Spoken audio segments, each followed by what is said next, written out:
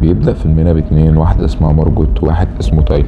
بيقول لها انها ترمي السيجارة عشان تستطعم الاكل، وبنعرف انهم رايحين مطعم بسفينة في جزيرة اسمها وسط. بيوصلوا الجزيرة وبيقابلوا واحدة من الطباخين، الشيف الاساسي، وبتفضل تكلمهم عن المطعم والاكل اللي هناك وكل حاجة.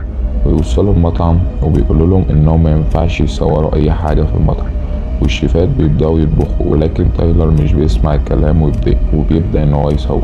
وبنشوف الشيف الرئيسي واللي بيبقى اسمه جوليان، وبيبدأ ان هو يتكلم معاهم ويقول لهم ان التجربة بتاعت المطعم دي تعجبكم جدا لانها مختلفة عن اي مطعم تاني، وان الاكل هنا محدد. الشيف اللي بيحدد الاكل هما بيختاروا واحد من المنيو، ويخلي الشيفات ينزلوا الطبق الاول. وبيقول لهم جوليان ان الطبق ده هيعجبكم جدا لانه مزدوج بالطبيعة، ويكون اسمه على اسم الجزيرة. تبدأ الناس تاكل، وبيبقى تايلر عاجبه النظام قوي، ولكن مارجوت بتقوله ان المطعم ده غريب وحاسة ان في حاجة غلط هنا. وبعد كده بيجي الشيف وبيتكلموا عن الطبق التاني، ويكون عبارة عن عيش بس. بيقول لهم ان العيش ده اجمل حاجة فيه ان هو من الطبيعة، وانه معمول من عنصرين وهو الملح والمية، وان العيش موجود على الكوكب من حوالي 12,000 سنة، والعيش متاح للكل، للغني والفقير. وينزل لهم طبق فيه شوية صوصات. مارجوت بتكون مش مرتاحة وبتحس ان في حاجات كتير غلط بتحصل، وبيكون تايلر عمال بياكل ومستمتع ولا كأن في اي حاجة. وبيلاحظ جولين ان مارجوت مش بتاكل، وبيسألها وبتقوله انها مش جعانة دلوقتي. وبيبدأ يكلمهم عن الاكل، وبنشوف ست كبيرة وبيقول لهم ان دي امه. وبيقول لهم عن ابوه اللي رجع للبيت مرة وهو كان سكران وضرب امه وكان بيخنقها وكانت هتموت، وهو مسك مقص ورشقه في رجله. وبيقول ان الاكلة اللي هتنزل لهم دلوقتي دي ليها علاقة بالذكرى بتاعت ابوه، وبتبقى عبارة عن وراك فراخ بالبصل احمر، وبيبقى فيها مقص زي اللي ضرب بيه ابوه. وبنشوف عيش مرسوم عليه كل حاجة تخص اللي قاعدين. هي ذكرى وحشة للي عملوه. يعني مثلا في واحدة بتدي شوية مطاعم تقييمات سيئة جدا، والمطاعم دي قفلت دلوقتي بسببها، ولكن كل اللي شغالين فيها مش لاقيين شغل دلوقتي. وبنشوف ممثل اسمه داني بيشوف بوستر فيلم ليه وثلاث صحاب كده، بريف ودين وسورن، بيشوفوا السجلات الضرايب بتاعت الشركة اللي فاتحينها واللي هم مصورين فيها كتير.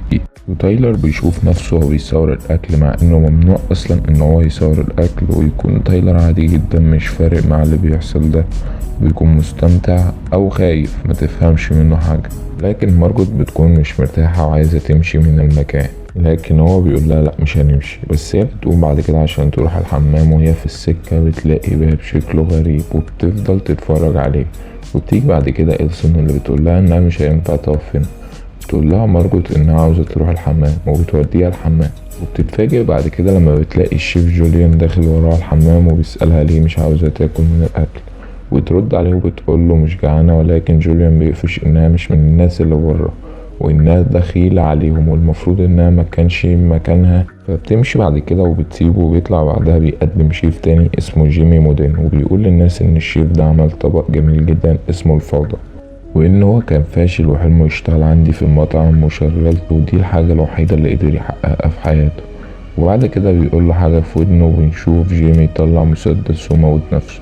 كل اللي موجودين بيصوتوا وبيخافوا وبيبقوا عايزين يهربوا من المكان، ولكن جولين بيقول ان اللي حصل ده هو تقديم الطبق اللي جاي اللي هو الفوضى.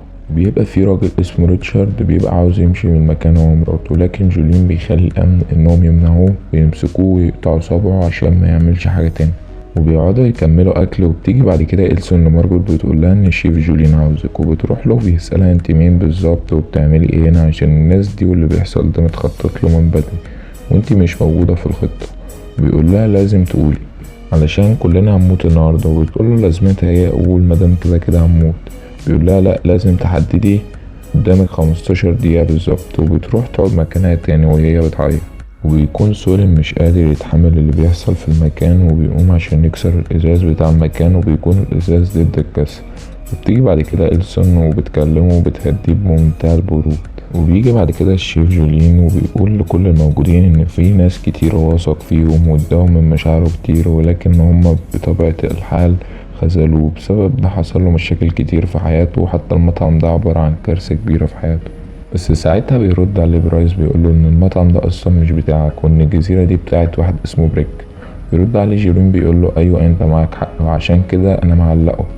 يقول له برايز ان هو ما ينفعش يعمل كده في بريك عشان هو ساعده ان هو يشتغل في المطعم وخلاه شغال طول الوقت حتى في وقت الجحد. ويقول له جولين ايوه انت معاك حق، ولكن بريك شك في الاكل اللي احنا بنعمله وده زعلني منه جدا، فقررت اني اموته. بعد كده بيخلي كل الموجودين يخرجوا من المطعم عشان الوجبة الجديدة عشان بتبقى مختلفة حبتين، وبيخليهم يقابلوا شيف تانية اسمها كارتين وتقول لهم ان الشيف جولين حاول يعتدي عليها لكن هي منعته، والأكلة اللي جاية مخصوصة للرجال.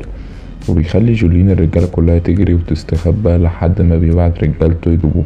وبيسأل جولين تايلر انت جاي هنا ليه، وبيقول له تايلر انه معجب بالمطعم والاكل والمنيو وجاي هنا عشان المكان ده مميز وعشان عارف ان احنا كلنا هنموت. وبيعرف الشيف ان تايلر قال على المطعم لبنت تانية غير اللي جابها معاه، وبيقول له انت خرجت اسرار المطعم بس انا معجب بشخصيتك جدا. وبياخده معاه عشان يطبخ له طبق على ذوقه. بعد لما بيخلص بيدوقه جيلين وبيقول له ان الاكل وحش قوي، وبيهمس في ودن تايلر وبيزعل جدا تايلر وبيمشي. وبيقول بعدها جولين لمارجوت ان الطبق الجاي عبارة عن حلويات عشان تايلر ضحك عليكي وجابك هنا ضحية، وبيقول لها انا هضمك للفريق بتاعنا. وبتدي إلسون المفتاح بتاع الأوضة لمارجوت عشان تجيب برميل، وبتروح مارجوت عشان تجيب البرميل وبتلاقي إلسون وراها، بتقول لها مش هتاخدي مكان عند الشيف. إلسون بعد كده بتهجم على مارجوت ومارجوت بتخلص عليه. تروح على الأوضة اللي شافتها وهي رايحة الحمام وبتلاقي فيه صور كتير متعلقة على الحيطة للشيف للمراحل العمرية بتاعته كلها. وبعد كده بتلاقي جهاز إرسال وبتعمل منه مكالمة. وبعد كده بتروح تقابل الشيف وهي معاه البرميل. بعدها بيجي البوليس وبيقول الشيف للي قاعدين ان محدش يتحرك ويقول اي حاجة للبوليس لما يوصل لا اما هموتكم. وبيوصل الضابط وبيسأل ان كل حاجة تمام وبيلاقي ان كل اللي قاعدين متنحين. وبيشوف في وسطهم الممثل داني وبياخد امضته وبيلاقي انه كاتب في الورقة ساعدنا، فبيطلع المسدس وبيهدد الشيف. وبعد كده بنشوف المسدس ده انه عبارة عن ولاعة، وبيفضلوا يضحكوا ويسلم على الشيف وبيطلعوا انهم اصلا عاملين الحوار ده وان ده جزء من المنيو. وهنا مارجوت بتقوله كل اللي انت بتعمله ده ما ياكلش معايا بنص جنيه، وان كل ده العاب نفسيه، ومن الاخر ان اكلك كله وحش وما بتعرفش تطبخ اساسا. شيف ساعتها بيزعل وبينحرج وبتقوله انا دلوقتي جعانه بس عشان انت فاشل مش هتعرف تعملي البرجر اللي انا بحبه. بيروح يعمل لها البرجر عشان يعجبها وبيعمله بيقدمه لها وبتاخده منه وبتقوله انه عادي مش احسن حاجه، وبتقوله ان هي هتاخده تيكاوي عشان تجربه في البيت.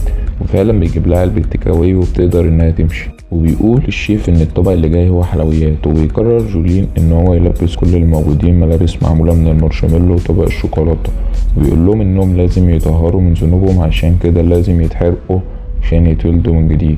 وبيجيب جولين شعلة نار وبيولع في نفسه وفي اللي معاه. وبتكون مارجوت راكبة مركب وبتعدي من البحر وراجعة المدينة، وبنشوف المطعم وهو بيتحرق وبتبقى قاعدة بتاكل السندوتش، بتبقى هي الوحيدة اللي عاشت.